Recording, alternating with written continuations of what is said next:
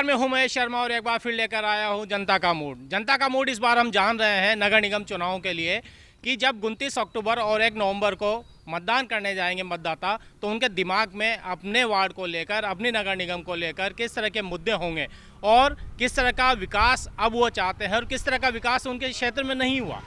आइए इसी को लेकर चर्चा करते हैं। इस समय हम हैं मोहाना रोड पर और यहाँ जानते हैं लोगों से कि उनके क्या विचार हैं। नाम क्या है आपका? खेमचंद सर्मा। अच्छा खेम भाई, एक चीज़ बताइए कि आपको क्या लगता है, जिस तरह से पिछला बोर्ड था और पूरा जयपुर एक था, अब डिवाइड हो गया जयपुर, तो मुद्दे क्या होंगे, विकास किस तरह से हो पाएगा? देखिए, निकाय चुनाव में सांगानेर की अगर हम बात करते हैं, सांगानेर की पिछले 10-15 वर्षों से जो दो प्रमुख समस्याएं हुआ करती थी हमारे यहाँ, एक तो पेयजल की बहुत कमी थी और दूसरा जो हमारे यहाँ अभाव है वो सीवर लाइन का। मैं धन्यवाद दूंगा हमारे पूर्व विधायक जो भाजपा से थे, उन्होंने पेयजल की समस्या को समाप्त कराने का काम किया है। भाजपा के सभी लोगों ने मिलकर जब विधानसभा पर धरना दिया पिछली गहलोत सरकार के समय में, तो आदरणीय घनश्याम जी तिवारी के नेतृत्व में वो हमारी सफलता हमें मिली। और निश्चित तौर पर जो दूसरी प्रमुख समस्या अभी हमारे यहाँ पर क्षेत्र में है वो सीवर लाइन की है। हमने हमारे स्थानीय विधायक डॉक्टर अशोक लाहौटी और हमारे सांसद रामचरण जी बोरा से इस विषय में बात की है। सांसद महोदय ने भी हमें कहा है कि सरकार नहीं होने के बावजूद भी हम केंद्र से कोई ना कोई ऐसा फंड दिलाने का प्रयास करेंगे जिससे कि इस बड़ी समस्या से सांगानेर की जनता को निजात मिल सके। अच्छा, आप संतुष्ट हैं जो पिछला बोर्ड था, हालांकि पूरे जयपुर का एक ही बोर्ड था, क्या आप उसके काम से संतुष्ट हैं? जिस तरह का जो आपके वार्ड में जो वार्ड है अब नया हो गया 91 ग्रेटर का, उसके काम से संतुष्ट हैं? देखिए, वार्डों में जो यहाँ निगम के काम होने थे प्रॉपर तरीके से नहीं हो पाए थे, चूँकि यहाँ भाजपा का, यहाँ जो बोर्ड था वो भाजपा का होते हुए भी यहाँ पार्षद कांग्रेस का था। हमने बहुत प्रयास किया कांग्रेस के पार्षद से कि वो क्षेत्र की समस्याओं को सुने, पर उन्होंने नहीं सुना और यहाँ विकास कार्य अवरुद्ध रहे। अब हमारी यही परिकल्पना है कि यहाँ पर जो बोर्ड बने, भाजपा का बोर्ड बने, भाजपा का विधायक पार्षद जीते, जिससे कि जनता काम करा सके। निगम का कार्य सरकार से नहीं चलता है, बोर्ड से चलता है। बोर्ड अगर भाजपा का बनेगा तो पार्षद भी भाजपा का ही बनना चाहिए, जिससे कि हम जनता कहना है कि यदि ये कड़ी से कड़ी जोड़ना चाहते हैं कि जो विधायक हैं वो भाजपा के हैं और यहाँ से भाजपा का पार्षद यदि गया तो शायद इस क्षेत्र में विकास हो पाएगा। नाम क्या है आपका? मुरारी मीना। मुरारी भाई, आप कौन से क्षेत्र में रहते हैं? इसी में 88 जो ग्रेटर का 88 जो वार्ड नंबर आपको क्या लगता है कि जो पिछला बोर्ड था और जो आपके पार्षद हैं, कितना काम हुआ होगा और ऐसा कौन सा काम है जो बाकी रह गया? बाकी तो देखो, एक तो सिविल का है जो सबको ही मालूम है पूरे क्षेत्र में, जो ये उपेक्षित क्षेत्र है, सांगानेर टाउन से बाहर का एरिया है। ये वार्ड नंबर 91 है, 88 है, 83 है। ये पत्रकार वगैरह तो डेवलप कॉलोनियाँ हैं, तो उधर तो विकास हो रहा है। लेकिन जो हमारा क्षेत्र है ये शुरू से अपेक्षित रहा है। इसमें केवल एक जो पेयजल की समस्या थी वो जरूर सॉल्व हो गई है। नहीं, आपने कहा उपेक्षित रहा है, तो उपेक्षित होने का कारण क्या है? क्या पार्षद एक्टिव नहीं थे? एक्टिव तो पार्षद तो क्या होगा, पहली बात तो पार्षद यहाँ का आया ही नहीं। हमेशा उधर टाउन में से पार्षद आया। पार्षद पिछली बार इधर जो टिकट नहीं मिला, कार्यकर्ताओं का अभाव था। और अब जो पार्षद है तो उस टाइम बोर्ड बीजेपी का बन गया, पार्षद कांग्रेस का आ गया, एमएलए बीजेपी का था। तो लोगों के मन में इसी सोच को लेकर आता है कि कहीं ऐसा हो कि कड़ी से कड़ी जोड़ने की बात, कड़ी मिले। पार्षद भी जैसे क्षेत्रीय विधायक बीजेपी का, बोर्ड बीजेपी का बनेगा तो वाजिब है भाई पार्षद भी बीजेपी का ही बने। नहीं, लेकिन लोगों में ये भी तो होता है कि अगर सरकार कांग्रेस की है तो पार्षद भी वो चुनना चाहें, विधायक भी नहीं। तो दादा, नाम क्या है आपका? रतन। वोट दोगे नहीं दोगे? देंगे क्यों नहीं? दोगे। नगर निगम में कौन से वार्ड में हो? 88 में। तो क्या लगता है आपको, पिछला जो बोर्ड था या पिछला जो पार्षद था उसने कोई डेवलपमेंट किया? नहीं, कोई डेवलपमेंट नहीं किया। ना, कौन था पार्षद? कमल वाजपेयी। अच्छा, इस पूरे उनके जो कार्यकाल रहा उसमें कितनी बार मिले आप उनसे? नहीं, बिल्कुल। वो जब चुनाव थे जब आए थे, उसके बाद नहीं आए। तो फिर अब क्या सोचा आपने? अब तो यही है कि जैसे पार्षद जो खड़े होंगे, हाँ। उनमें जैसे बीजेपी हुआ कोई बढ़िया होगा उसी को देंगे वो। अच्छा, आदमी बढ़िया होना चाहिए, पार्टी बढ़िया होनी चाहिए? कौन होना चाहिए? आदमी बढ़िया होना चाहिए, पार्टी बढ़िया होनी चाहिए? पार्टी बढ़िया होनी चाहिए, आदमी बढ़िया होना चाहिए, काम करने वाला आदमी होना चाहिए। ये मुद्दे की बात है कि जो भी चुना जाए वो व्यक्ति काम करे। और यूथ है हमारे साथ, इनसे जान लेते हैं। इस क्षेत्र में आप रहते हैं, तो आपको क्या लगता है कौन से ऐसे मुद्दे होंगे जिनको ध्यान में रखते हुए आदमी यहाँ पर जो मतदाता है वोट डालेंगे? मतदाता ये डाल रहे हैं कि पहले 5 साल यहाँ पर कांग्रेस से पार्षद थे, कमल जी थे, तो उन्होंने अच्छा काम किया था कि लाइटें नहीं थी यहाँ पर और रोडें नहीं थी, तो उन्होंने विकास किया, काफ़ी विकास भी कराया और प्रत्येक खम्भे पर लाइट भी लगाई, विकास भी कराया और काफ़ी जैसे नाले नहीं थी उनको भी विकास करवाया, रोड का विकास कराया। तो हम यही चाहते हैं कि हम वापस कमल जी आए और कांग्रेस की भी सरकार है आगे, तो हम यही चाहते हैं कि कांग्रेस का कैंडिडेट ही आए यहाँ से। अच्छा, ऐसा और कौन सी चीज़ें जो चाहते हैं कि ये समस्या है ये दूर हो जाए? समस्या एक ही सिविल लाइन की समस्या है, तो हम बात बोले थे, उनको आगे रखने की बात बोले थे, तो उन्होंने दिया है कि वो जरूर समस्या सुनेंगे और यहाँ पर कोई समस्या है नहीं सिविल लाइन की। अभी उम्मीद है आपको कि उम्मीद पे दुनिया कायम है। दादा नाम क्या है आपका? धर्मराज, कहाँ रहते हैं आप? ये गली में रहता हूँ ये। मतलब इसी वार्ड में? हाँ, श्याम विहार में। क्या लगता है आपको पिछला जो कार्यकाल था और अब आने की जो अपेक्षा है आने वाले बोर्ड से, किस तरह की अपेक्षा है? देखो, कमल जी ने पिछले जो अभी जो काम किया था, मतलब लाइट के जो भी पोल है वो पहले लाइट नहीं थी, अब प्रत्येक पोल पे लाइट है, ये तो देखा है। नालियाँ नहीं थी तो नालियाँ है, बस ये है कि पानी का निकास नहीं है। मेन रामपुरा रोड पे पानी का निकास नहीं है। अच्छा, बिसलपुर का पानी है इधर? पानी है, बिशुलपुर का पानी है, ये 4-5 साल से पानी आया है, अच्छा है, बढ़िया, मज़ा आ गया। और ये जो पानी के टैंकर है उनसे मुक्त हुए हम, और बिशुलपुर के पानी के आने से हमारे को सबको सहूलियत हुई है। रामपुरा रोड पे पानी का निकास नहीं है, ये सबसे बड़ी समस्या है, और सिविल लाइन नहीं है, ये दो समस्या। अच्छा, आप तो समाचारों में भी रहते हो, न्यूज़ भी देखते होंगे, तो क्या लगता है आपको जो जैसे महिला हिंसा या लॉ एंड ऑर्डर की जो स्थिति है, जो मुद्दे बनाए जाते हैं विपक्ष के द्वारा, वो भी है कोई लोगों के ध्यान में होंगे कि साहब लूट मार हो रही है या बलात्कार हो रहे हैं? ये तो क्या है कि सर पॉलिटिक्स है, छोटी सी बात का पतंगड़ बनाते हैं, और बाकी क्या है कि जिसके साथ बीतती है उसको तो देखो। ये कुछ मुद्दे हो सकते हैं और लोगों से बात कर लेते हैं। नाम क्या है दादा आपका? नमस्कार सर, विजय मीणा, भाजपा कार्यकर्ता। विजय भाई, इधर ही रहते हैं आप? जी सर। क्या लगता है आपको इस बार दो डबल निगम हो गए, तो क्या लग रहा है इसमें पूरा? बिल्कुल, वैसे इस बार हेरिटेज और ग्रेटर 2 नगर निगम कर दिए गए हैं, जयपुर नगर निगम के हैं। और जैसा कि आपको पता है, सांगानेर विधानसभा में प्रमुख 2 समस्याएं थी, जैसा कि भाई साहब ने बताया अभी। एक तो पेयजल की समस्या और दूसरा सीवरेज की। पेयजल की समस्या का समाधान पूर्व में भाजपा के विधायकों द्वारा निस्तारण किया गया है, और मूल समस्या जो अभी बची है सांगानेर की, वो सीवरेज की है। अच्छा, आपने कहा 2 समस्याएं हैं, अगर मैं ये आपसे ये पूछूं कि मुद्दे क्या होंगे? आप भाजपा कार्यकर्ता, जैसा आपने कहा, आप जनता के बीच में जाएंगे, मतदाताओं के बीच में जाएंगे, जैसे ही सिंबल मिलेंगे, तो फिर क्या होगा उस चीज़ का कि कौन कौन से मुद्दे आप लेके जाएंगे? क्या कोई राष्ट्रीय मुद्दे भी होंगे इसमें? वैसे राष्ट्रीय मुद्दे, जैसा कि श्रीमान नरेंद्र मोदी जी द्वारा राम मंदिर का जो पिछले 60 से 70 सालों से राम मंदिर को मुद्दा बनाकर राजनीति की जा रही थी, हिंदू मुस्लिमों को लड़ाकर राजनीति की जा रही थी, उसका श्रीमान नरेंद्र मोदी जी ने एक खंडन से उसका निस्तारण किया कि बोले हमारा कोई मुद्दा नहीं है हिंदू मुस्लिम को लड़ाकर राजनीति करने का, और राम मंदिर का जो मुद्दा था उसे निपटाकर, और एक जो मतलब इस बार भी राम मंदिर मुद्दा बनाएंगे आप लोग?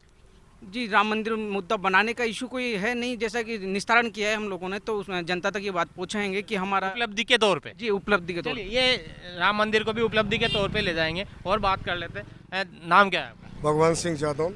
अच्छा भगवान सिंह जी, एक चीज़ बताइए कि क्या क्या मुद्दे होंगे? 2 हो गई, ग्रेटर और हेरिटेज, तो आपको क्या लगता है, क्या दोनों के मुद्दे अलग अलग होंगे या एक जैसे मुद्दे इस पूरे चुनाव में हैं? मेरा मानना ये है कि जो हेरिटेज है वो एक विरासत से संबंधित है, तो वहाँ जैसे नालियाँ हैं, लाइट्स हैं, इनकी व्यवस्था तो ठीक ठाक होगी वहाँ।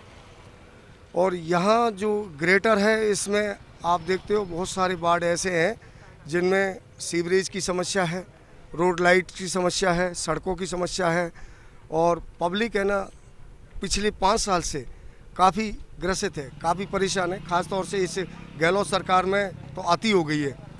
पहले हमारे महापौर हुआ करते थे अशोक लाहौटी जी। अच्छा, ये आपने महापौर की बात कही, ये तो मतलब बड़ी चीज़ है। लाहौटी जी, पहले निर्मल लाटा जी, लाहौटी जी, फिर लाटा जी हो गए, तो मतलब ये बड़ी, आपको नहीं लगता कि ऐसा आगे होने की कोई संभावना नहीं है? क्योंकि फिर प्रत्यक्ष अप्रत्यक्ष आदमी इधर उधर जा सकता है कभी। नहीं, जाने वाली बात नहीं है, बात है, मूल मुद्दा है समस्या का।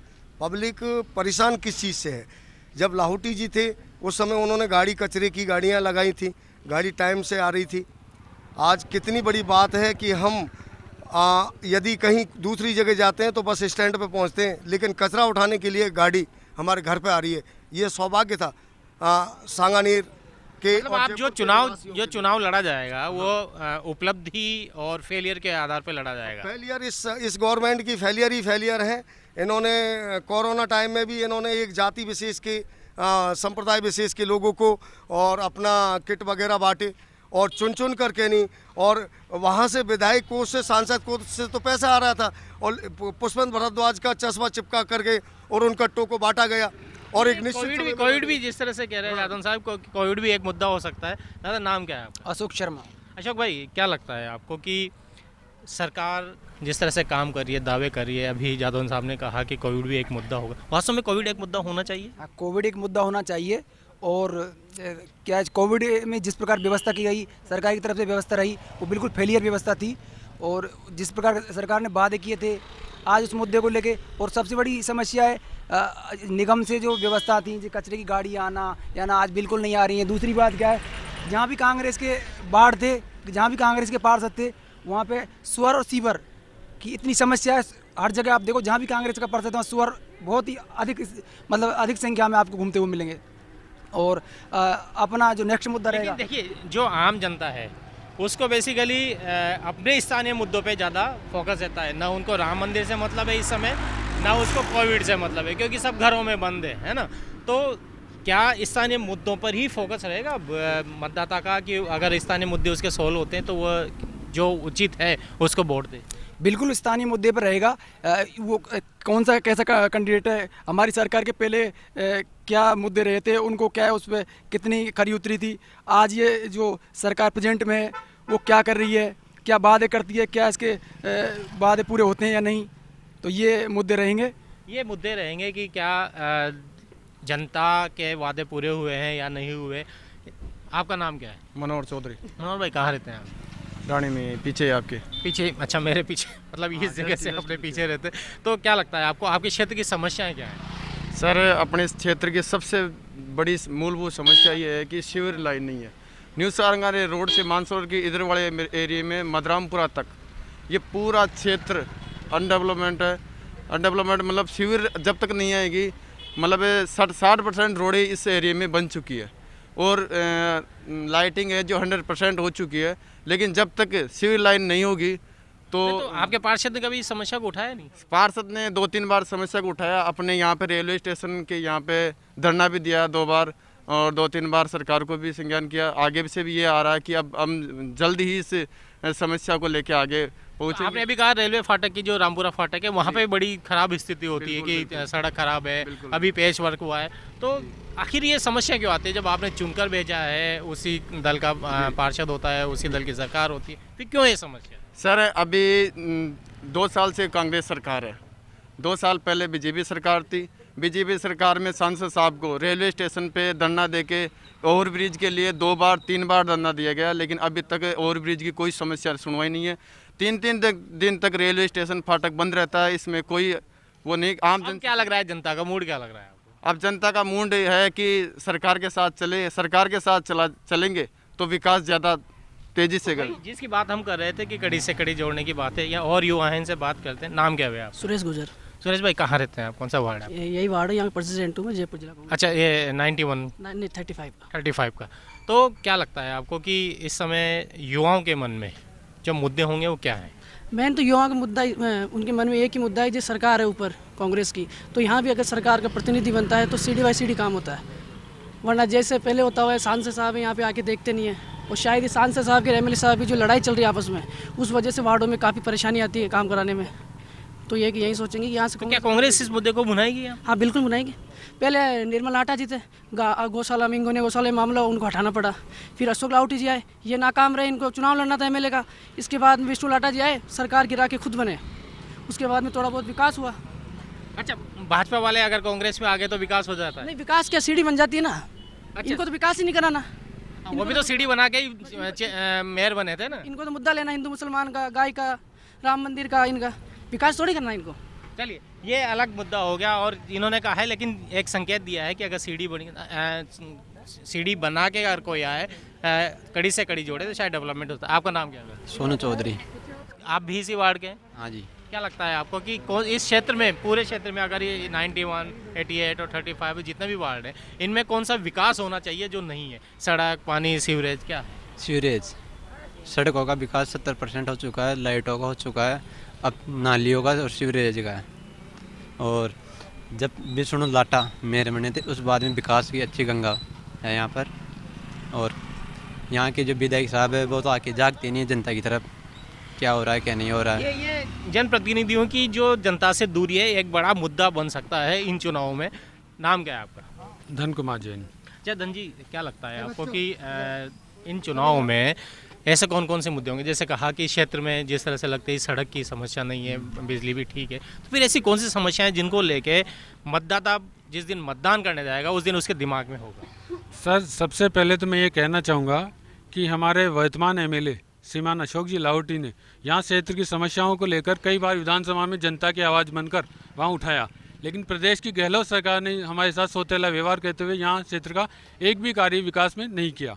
तो हम ये चाहेंगे कि यहाँ इस क्षेत्र में कमल का फूल खिले और बीजेपी का बोर्ड बने और वो इस विकास की गति को और आगे बढ़ाए और एमएलए साहब के हाथ मजबूत करे। मतलब एमएलए और मेयर दोनों की आप कड़ी जोड़ना चाहते हैं पार्षद के रूप में। साथ ही मैं ये कहना चाहता हूँ कि हम मंगलम आनंदा में निवास करते हैं, हम यहाँ सबसे ज़्यादा टैक्स पेयर यहाँ रहते हैं, लेकिन फिर भी शुद्ध जल के लिए लालायित हैं।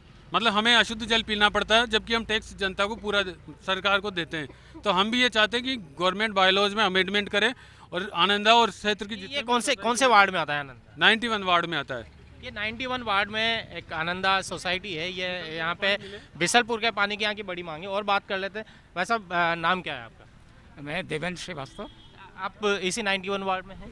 हाँ, 91 वार्ड पे हूँ और मंगलम आनंदा में पिछले 5 साल से रह रहा हूँ। तो आपको क्या लगता है इन 5 सालों में, क्योंकि आपने पूरा बोर्ड देखा और यहाँ के वार्ड पार्षद भी अब नया वार्ड बना है, तो क्या लगता है ऐसी कौन सी समस्याएं जिनसे ये पूरा जो आनंदा सिटी है ये जूझ रहा है? आनंदा, मंगलम आनंदा जो है ये मानसरोवर के पास लगा हुआ है, लेकिन मानसरोवर से और मंगलम आनंदा तक जो अप्रोच रोड है, एक तो रोड बहुत टूटी फूटी है, बिजली की समस्या है, बिजली के पोल वगैरह नहीं लगे हुए हैं, ड्रेनेज समस्या है कि आए दिन सड़क के ऊपर पानी फैला रहता है ड्रेनेज का और आने जाने में बहुत ज़्यादा समस्या होती है। पीने के पानी का है, मंगलम आनंदा में हम लोग हैं टैंकर से पानी पी रहे हैं, और लेकिन जबकि बिसलपुर का पानी हमारे सामने वाली बस्ती में आ चुका है। तो हम ये कोशिश कर मतलब ये सुझाव देंगे गवर्नमेंट को कि जो भी यहाँ से पार्षद बने वो बिसलपुर का पानी हमारे मंगलम आनंदा को भी सप्लाई करने के लिए अवगत करे। अच्छा, आपको नहीं लगता कि पार्षद ऐसा होना चाहिए, क्योंकि बहुत सारी चीज़ें, कुछ चीज़ें जेडीएस से संबंधित होती है, कुछ नगर निगम से संबंधित होती हैं, तो ऐसा दबंग व्यक्ति ना हो जो दोनों जगह अपनी प्रमुखता से बात रख सके? बिल्कुल ऐसा दबंग पार्षद होना चाहिए जिसका जो गवर्नमेंट में भी हो, जीडीए वगैरह सारे डिपार्टमेंट से उसका एक लाइसेंस बना हुआ हो और वो अपना काम करा सके। और मुझे हम लोग यही कोशिश करेंगे कि ऐसा ही पार्षद आगे आए जो अपने एमएलए, एमपी और जो गवर्नमेंट है उससे मिलजुल के, और जो भी सरकारी जो संस्थाएं हैं, जीडीए है, नगर पालिका है, जिनका है, इन सब से मिल के और हमारे जो विकास का काम है वो अवश्य कराए। ये हर मतदाता के मन की बात है कि कोई भी पार्षद बने, लेकिन वो उस क्षेत्र में जितने भी विकास कार्य हैं उनको प्रमुखता से कराने के लिए आवाज़ उठाए। नाम क्या हो गया? कैलाश चंद पिपलाई।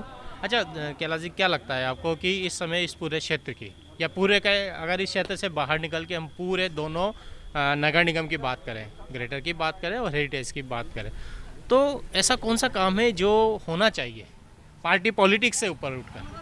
सबसे पहले तो जैसे मैं मेरे एरिया की बात बताता हूँ, सांगानेर एरिया विकास की दृष्टि से बहुत पीछे है अभी भी। यहाँ ड्रेनेज सिस्टम बिल्कुल ही नहीं है, बरसात का पानी, घरों का पानी निकलने की व्यवस्था नहीं है, पैदल यात्री का निकलना ही बहुत मुश्किल है, व्हीकल्स भी निकलते हैं, एक दूसरे के छींटे लगते हैं, झगड़े होते हैं।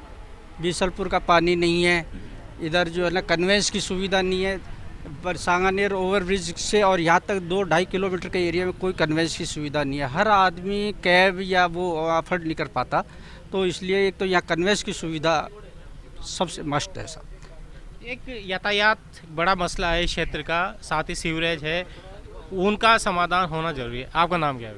हरि नारायण चौधरी। अच्छा चौधरी जी, कौन से वार्ड में रहते हो? वार्ड 88 में रहता हूँ। अच्छा, क्या समस्या है वहाँ की? यहाँ की सबसे बड़ी समस्या तो ये है कि हमारे वर्तमान एमएलए साहब अशोक जी लाहौटी जी ने पूर्व में मेयर रहते हुए कचरे की गाड़ियाँ लगाई थी, तो उस समय डोर टू डोर अच्छा कचरा उठ रहा था। अभी उठ रहा है नहीं उठ रहा? अभी नहीं उठ रहा है 1 साल से। उस टाइम टू टाइम गाड़ी आ रही थी और अच्छा काम हो रहा था, कचरा उठ रहा था, सब हो रहा था। अब उनको एमएलए बनने के बाद में विष्णु जी लाठा है, उसके बाद में ये पूरी व्यवस्थाएं गड़बड़ा गई। और हमारे यहाँ पिछले 5 साल से कांग्रेस का पार्षद है कमल वाल्मीकि, उसने ऐसा कोई काम नहीं किया, क्षेत्र में गया नहीं। और हम लोग उनके पास जाते हैं तो वो ये कहते हैं कि आप अपने एमएलए एमपी के पास जाओ। मेरे पास मैं क्या करूं, मेरे पास कुछ नहीं है। ये बात मतलब पार्षद ये सोचता है कि अमुक मतदाता ने किसी दूसरी पार्टी को वोट दिया है, इसलिए उस क्षेत्र का विकास नहीं होना चाहिए। मुझे लगता है व्यक्तिगत रूप से ये सोच गलत है। नाम क्या है आपका? मोहन चौधरी। आप कौन से वार्ड में? इकरान में से। इकरान में से। क्या लगता है आपको ये पूरा इकरान में 88 दूसरे जो वार्ड है, इस पूरा क्षेत्र रामपुरा फाटक और रामपुरा रोड, इस पूरे क्षेत्र की सबसे बड़ी समस्या क्या होगी? और इस समय युवा जब वोट डालने जाएगा तो क्या सोच उसके दिमाग में? सोच तो ये है कि अभी पहले पार्षद भी रह चुके हैं, कभी कोई किसी पार्षद ने काम नहीं करवाया। हमारे कमल वाल्मीकि जी ने बहुत काम करवाया, अब धीरे धीरे करवाएंगे। ऐसा तो है नहीं कि एक साथ पूरा हो जाएगा। नहीं, अगर मौका मिलेगा तो हो पाएगा। मिलेगा तो फिर और करवाएंगे। अरे किया ही है, या जो दिख रहा है वो उन्हीं का है। पहले कुछ नहीं था, रोडें भी नहीं थी यहाँ पे, और अब रोडें बन रही है। अब ऐसा तो है नहीं भाई एक साथ पूरा हो जाएगा। अब फिर मौका मिलेगा तो फिर कह रहे हैं कि वो आए नहीं, मिले नहीं। नहीं मिले, ये तो पार्टी वाले हैं, पार्टी वाले ऐसे ही करते हैं। अच्छा, कुछ तो ऐसे हैं जो पार्टी से नहीं है, आम मतदाता है ना, वो भी कह रहे हैं कि साहब, जैसे सामने से कह रहे थे कि साहब मिले नहीं। तो आपको लगता है, पार्टी से हम उठ के बात करें, आपको लगता है कि पार्षद के दिमाग में या किसी विधायक के दिमाग में या किसी एमपी के दिमाग में ये चीज़ नहीं होनी चाहिए कि इस व्यक्ति ने मुझे वोट नहीं दिया होगा? हाँ बिल्कुल सही बात है। और चुन जाए तो जनता का प्रतिनिधि है, उसको सबको बराबर काम, बिल्कुल सबको बराबर समान रखना चाहिए। कोई पार्टी वार्टी का नहीं रहनी चाहिए, और पार्टी से मतलब नहीं, हमें तो काम से मतलब है। इनसे जान लेते हैं। नाम क्या हुआ आपका? राजेंद्र। राजेंद्र जी, कौन से वार्ड के हो? मैं 83। आपको क्या लगता है 83 में पिछले बोर्ड में कौन सा काम नहीं हुआ? वार्ड पार्षद ने प्रयास किए या नहीं किए? और इस बार कौन सी समस्याएं हैं? देखो, मेन समस्या जो मूलभूत होती है, पानी, बिजली, रोड, लाइट, यही समस्याएं हैं। और मैं जहाँ तक मानता हूँ कि जो पिछले कार्यकाल जो रहा है पार्षद साहब का, वो थोड़ा सा नेगेटिव रहा है, क्योंकि वो जनता तक पहुँच नहीं पाए। और उन्होंने जनता की समस्याएं जब बतानी चाहिए तो वो उनका रिएक्शन टाइम पे नहीं दे पाए। मैं प्रयास के लिए ना नहीं करूँगा उनको। आप यहाँ कौन पार्षद थे? मेरे धर्म सिंह सिंघानिया। तो उन्होंने थोड़ा लेट रिएक्ट किया उस चीज़ का। थोड़ा सही टाइम पर अगर वो प्रभावी होते तो मैं मानता हूँ कि शायद विकास हो सकता था, लेकिन वो जगह नहीं सही टाइम पर। अब आपको क्या लगता है, जो भी आपका पार्षद आएगा, क्योंकि 1-2 दिन में सिंबल मिल जाएंगे, अपना प्रचार शुरू हो जाए, आपका क्षेत्र के लोग कौन से पार्षद को चुनना पसंद करेंगे? जो स्थायी हो, जो यहाँ का हो, और सबसे बड़ी बात है कि जो यहाँ की समस्याओं से अवगत हो, उसको ही चुनना मैं पसंद करूंगा। जनता ही शायद मेरे हिसाब से वही पसंद करेगी। लेकिन समस्याएं यहाँ की जितनी लोगों से हमने बात की, उन सबके मन में यही है कि सीवरेज की समस्या है, बिसलपुर का पानी है, कुछ लोगों के घर के बाहर से हैं लेकिन उनको नहीं मिल रहा है, और सफाई व्यवस्था है जो टाइम पे आनी चाहिए थी, गाड़ियाँ वो नहीं आ रही हैं। और इनके हिसाब से कुछ ऐसा युवा होना चाहिए या ऐसा पार्षद होना चाहिए जो इनकी समस्याओं को उठा सके और प्रमुखता से उठा सके, चाहे वो नगर निगम हो या जेडीए हो या फिर सरकार हो, चाहे उनका विधायक कोई सा भी हो, किसी पार्टी का हो, उनका सांसद किसी भी पार्टी का हो, लेकिन उनका पार्षद मजबूत होना चाहिए। इसी सोच के साथ जब वो वोट डालने जाएंगे तो इसी सोच के साथ जाएंगे। आज के एपिसोड में बस इतना ही। अगले एपिसोड में फिर किसी दूसरे वार्ड के बारे में आपको चर्चा करेंगे। तब तक के लिए नमस्कार।